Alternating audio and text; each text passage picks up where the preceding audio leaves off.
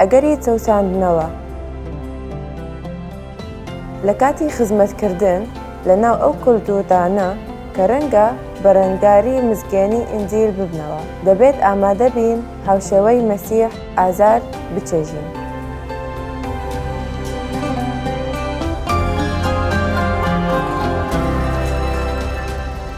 ڕەنگە پۆلس لە هەموو نێردراوەکانی دیکە زیاتر هاوشێوەی مەسیح ئازاری چشت بێت.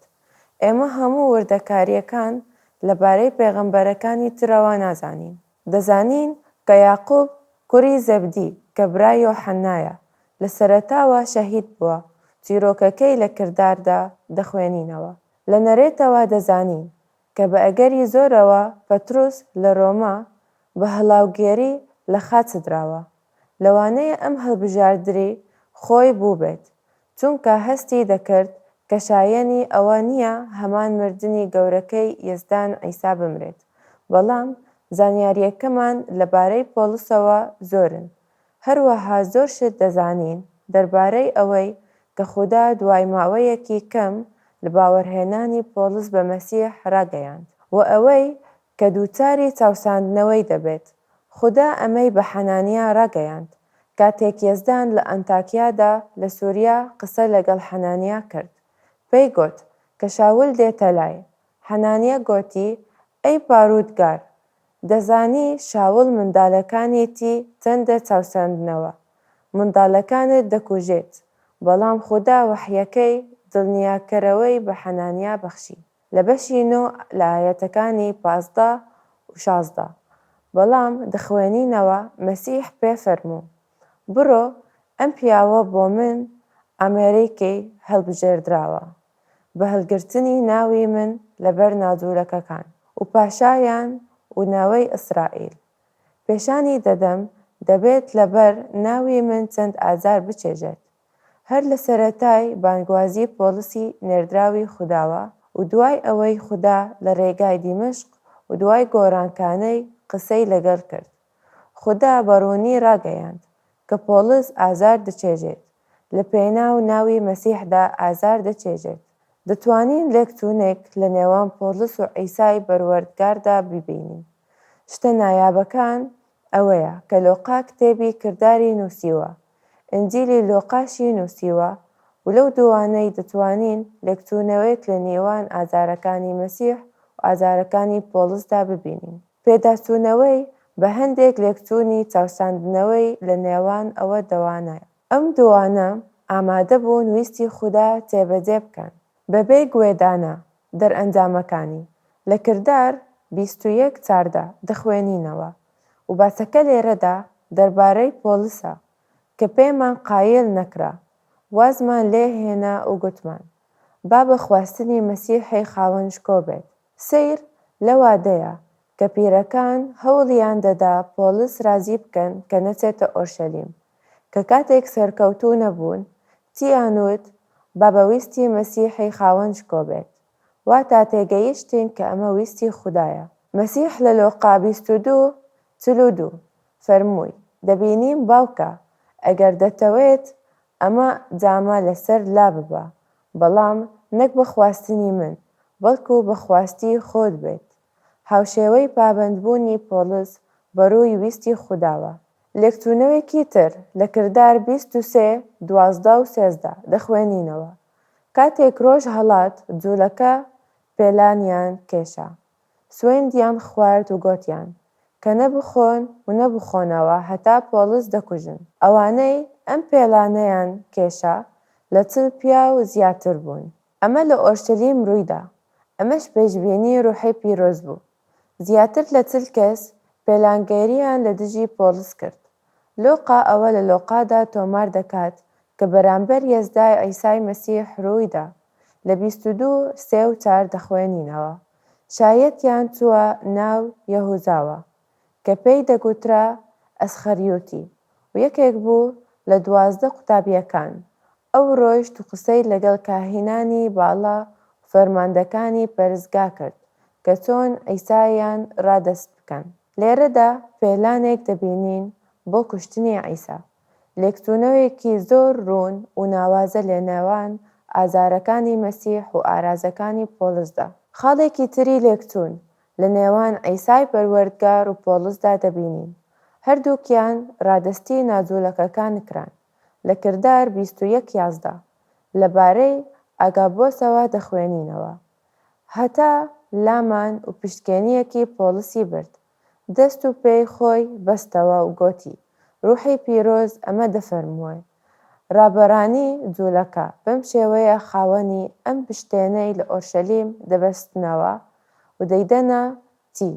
دەست ناجوولەکەکان لە ئەنجیلی لۆقادا سەبارەت بە عیسای تۆمار کراو. لۆقا 18:32 دەدرێتە دەستی ناجوولەکەکان، گاڵتەی پێ دەکرێت و جنووی پێ دەدرێت، توفی لێ دەکرێت. لێکچوونەوەیەکی دیکە نێوان پۆلس و عیسا لە ئازارەکانیاندا، لێکچوونەوەیەکی تر، هەردووکیان ڕووبەڕووی کۆمەڵە شەرانگێزیەکان بوونەتەوە و بە دروشمی مرد و هاواریان دەکرد لە کردار 21:36 چونکە ئەو خەڵکەی کە دوای کەوتوبوون هاواریان دەکرد لە ناوی ببە، لێرەدا داوای مردنی دەکەن. لە لۆقادا تێبینی ئەوە دەکەین کە پێش لە خاجدانی عیسا چی ڕوویدا. 23:20 و 21 پیلاتۆس دیسان بانگی کرد، دەیویست عیسا ئازاد بکات، بەڵام هاواریان دەکرد لە خاچی بدا لە خاچی بدا. لێرەدا لێکچوونەوەیەکی گەورە لە نێوان ئازارەکانی پۆلس و ئازارەکانی یەزدان عیسای دەبینین. چاوساندنەوەی هاوشێوە. ئەمە پێشوەختە بە حەنانیا ڕاگەیاندرا لە سەرەتەکانەوە کاتێک پۆلس باوەری بە مەسیح هێنا. خودا پیشانی فەرموویەتی: دەدەم دەبێت لەبەر ناوی من چەند ئازار بچێژێت. پۆلس دەیزانی و قایل بوو. کاتێک ئەم شێوازە بەکارهێنانە دەبینین، بە نسبەت ئێمەوە ڕەنگە بانگێشت نەکرابێتین بە ئەم جۆرەوە چاوساندنەوەی، بەڵام پۆلس کاتێک ئەم وشانە دەنووسێتەوە و زیندانی بووە لە ڕۆمە، لە کۆتا پەیامی بۆ تیمۆساوس دەڵێت: هەموو ئەوانەی دەیانەوێ بە لەخواترسیەوە و بە یەکبوون لەگەڵ عیسای مەسیح بژن دەچەوسنرێنەوە. بێگومان ئەمەش دەگەڕێتەوە بۆ کۆلتوری کە تێیدا دەژین. هەر بۆیە بنەماکە دەڵێت ئەگەری چەوساندنەوە لە کاتی خزمەتکردن لەناو ئەو کۆلتوردانە کە ڕەنگە بە ڕەنگاری مزگەنی ئنجیل ببنەوە، دەبێت ئامادە بین هاوشێوەی مەسیح ئازار بچێژێت. بە درێژایی میژوو و تا ئەمڕۆژ بەرەنگاریەکی تر لە دژی ئنجیل هەیە. هەروەها کەسانێکش هەن کە لە پێناو ئنجیلی مەسیحدا ژیانی خۆیان دەبەخشن. پرسیارەکەمان بۆ تەفکیرکردن و جێبەجێکردن کە موژدەی خۆش لە خۆ دەگرێت. ئەولەویەتی ڕوحی ئێمە چییە لە بەرامبەر ئەگەری چەوساندوانە بەهۆی ئەوەی پابەندین و شوێنکەوتووی عیساین؟ لەو وشانەی کە پۆلس لە نامەی یەکەمیدا بۆ تیمۆساوسی نووسیون، دڵنەوایی و هاندانی ئێمە تێدایە. کاتێک ئەم قسانە لە یەکەم تیمۆساوس داوت 2:1-4 بۆیە پێش هەموو شتێک تکا دەکەم نوێژ و نزا و پارانەوە سوپاسگوزاریتان بۆ هەموو خەڵک بێت، بۆ پاشا و دەسەڵاتداران. پۆلس تازە لە زیندان دەرچوو بوو. ئەی ئیمپراتۆر، لەو کاتەدا کێبوو نیرۆن، کەسێک لە ڕابەردەر خراپەکار، خراپترین شت کە بشێت. ئەوەی پۆلس بە تیمۆساوسی دەڵێت ئەمەیە: تیمۆساوس بەگەڵی بڵێ نوێژ لە پێناو نیرۆن و کلیسای مەسیحدا بکەن. هەروەها دەڵێت بۆ پاشاکان. پۆلس ئنجیلی لەگەڵ هیرۆدسدا بە یەکەوە باز کرد، بەڵام هیرۆدس ڕەتی کردەوە. هاوبەشی بە ئنجیل کرد لەگەڵ فیستۆس و فێلیکس. ئەو دووانە حاکم بوون لە قەیسەریە. هەردووکیان پەیامێکیان ڕەت کردەوە، لەگەڵیاندا هاوبەشی بە پەیامی ئنجیل کرد. ڕێنمایی تیمۆساوسی کرد کە نوێژ لە پێناو هەموو ئەوانەدا بکات کە لە پۆستدا بوون. بۆچی؟ تاکو بە ئاشتی و هێمنی و بۆ پەڕی لە خواترسی و ڕێزەوە بژین. ئیرادەی کاملی خودا بۆ ئێمەی باوەڕداران چییە؟ ئێمە ژیانێکی دڵنیا و ئارام بژین کە کە تێیدا بتوانین هاوبەشی بە پەیامی ئینجیل بکەین. بێگومان ناوازەیی تێدایە. پۆلس لە دۆخی ناوازە دەبوو، چونکە وتمان ئیماندارانێک هەن کە لە پێناو ناوی مەسیح دەمرن. پۆلس درێژەی بە قسەکانی دەدات بۆ تیمۆساوس و ڕۆنی دەکاتەوە کە بۆچی بڕیاری نوێژ لە پێناو ئەمەدا بکەین. ئەمە شتاک و پەسەندکراو لەلایەنی خودای ڕزگارەکەمان.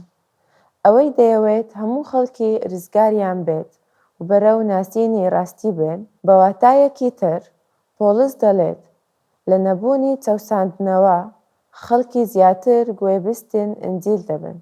زۆر جار کلیسا گەشە دەکا کاتێک چەوساندنەوە بەڵام هەبێت.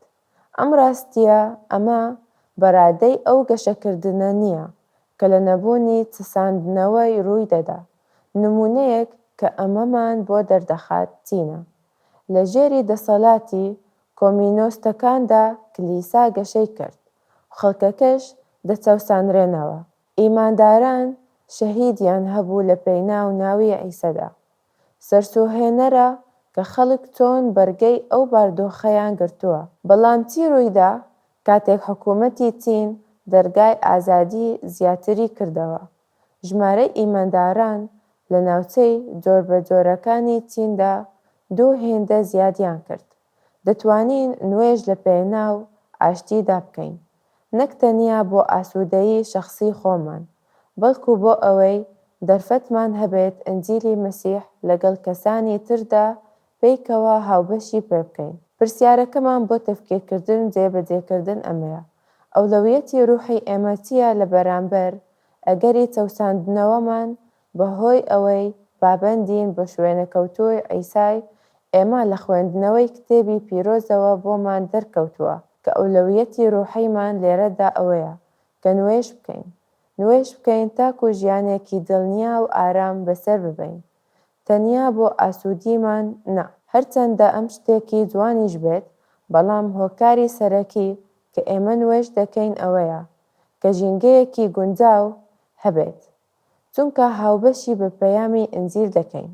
با خۆراگر بین لە جێبەجێکردنی ئەم ئەولەویەتە ڕوحیەی ئینجیلیە. نوێژ دەکەین تاکو ژیانێکی ئارام و دڵنیا بژین تا بتوانین پەیامی ئینجیل لەگەڵ دەوروبەرماندا هاوبەشی پێ بکەین.